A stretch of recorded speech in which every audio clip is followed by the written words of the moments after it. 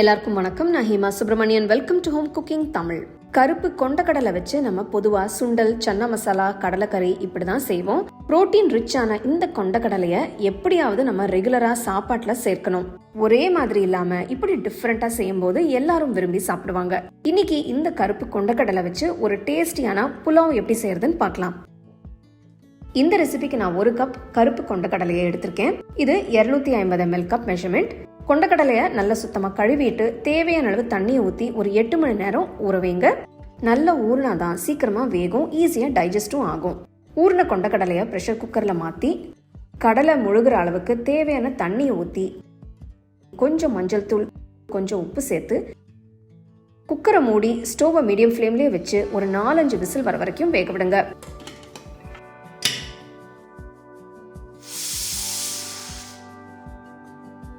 அஞ்சு விசில் வந்ததும் stove of பண்ணிட்டு பிரஷர் ரிலீஸ் ஆகிற வரைக்கும் வெயிட் பண்ணுங்க. இப்போ ஓபன் பண்ணி பார்க்கலாம்.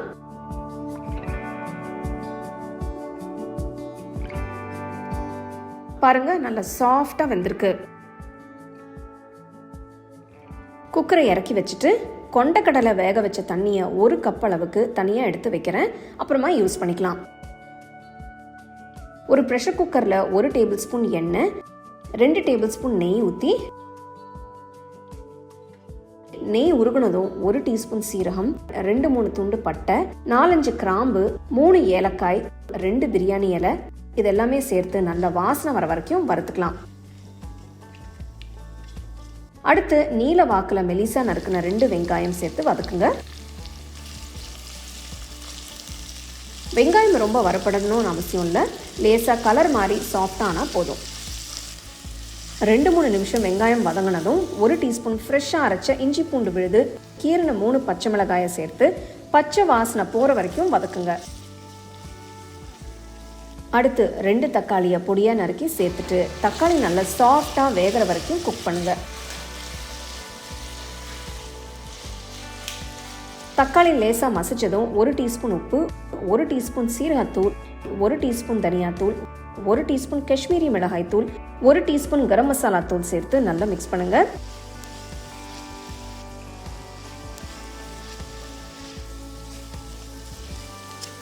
இப்போ வேக வச்ச கொண்டக்கடலையை அதில் இருக்கிற தண்ணி கூட குக்கரில் சேர்த்துருங்க. கொண்டக்கடலையை மசாலா கூட நல்லா மிக்ஸ் பண்ணுங்க. இப்படி செய்யும் போது கொண்டக்கடலை பிளாண்டா இல்லாமல் ஃப்ளேவர்ஸ் எல்லாம் இறங்கி நல்ல டேஸ்டாக இருக்கும்.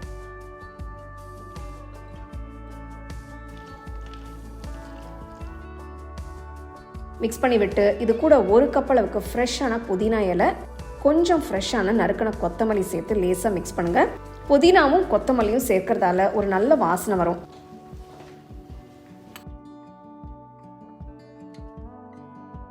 நம்ம நிறைய புலாவ் ரெசிபி செஞ்சுருக்கோம். சில லிங்க்ஸ் எல்லாமே நான் ஷேர் பண்ணுறேன், செக் பண்ணி பாருங்கள். இந்த ரெசிபி ஒரு பர்ஃபெக்டான லஞ்ச் பாக்ஸ் ரெசிபியாக இருக்கும்.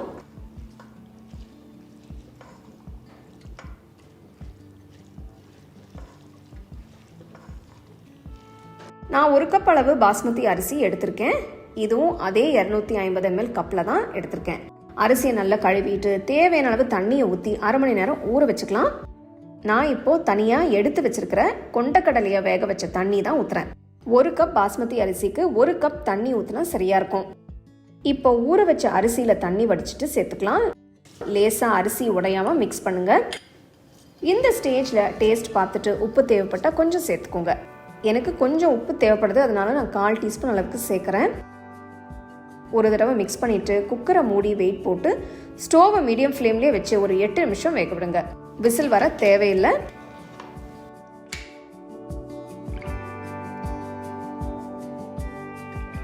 எட்டு நிமிஷம் கழிஞ்சு ஸ்டோவை ஆஃப் பண்ணிவிட்டு ப்ரெஷர் ரிலீஸ் ஆனதும் ஓப்பன் பண்ணி பார்த்தீங்கன்னா, வாவ், பாருங்கள், கொண்டக்கடலை புலாவ் அருமையாக தயாராகிடுச்சு. பாருங்கள், சாதம் எப்படி உதிரி உதிரியாக ஒட்டாமல் இருக்குன்னு. இதுதான் கரெக்டான கன்சிஸ்டன்சி. நான் இங்கே சொல்லியிருக்கிற ஸ்டெப்ஸ் எல்லாம் நீங்கள் அப்படியே ஃபாலோ பண்ணிங்கன்னா உங்களுக்கு அருமையாக வரும். கொண்டக்கடலை மட்டும் முதல்ல ஊற வச்சிட்டிங்கன்னா ஜஸ்ட் ஒரு 15 நிமிஷத்தில் இந்த ரெசிபியை செஞ்சிடலாம். பசங்களுக்கும் நல்ல ஒரு ப்ரோட்டீன் ரிச் ஃபுட்டு கொடுத்த சாட்டிஸ்ஃபேக்ஷனும் இருக்கும். இன்னைக்கு இந்த சூப்பரான கொண்டக்கடலை புலாவை சிம்பிளான வெங்காய தயிர் பச்சடி வச்சு சர்வ் பண்ணுறேன். நீங்கள் உங்களுக்கு பிடிச்ச சைட் டிஷ் வச்சு என்ஜாய் பண்ணுங்கள்.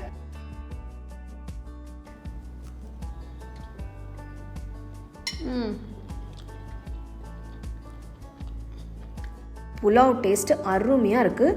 நல்ல சிம்பிள் ஃப்ளேவர்ஸோட நல்ல ஒரு ஹெல்த்தியான ரைஸ் ரெசிபி.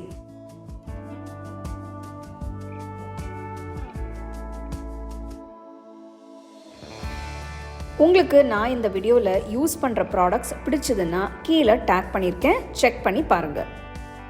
டீட்டெயில்டான ரெசிபிக்கு homecookingshow.in வெப்சைட்டை செக் பண்ணுங்கள். The second edition of the home cooking book is now available on Amazon as well as on shop.homecookingshow.in.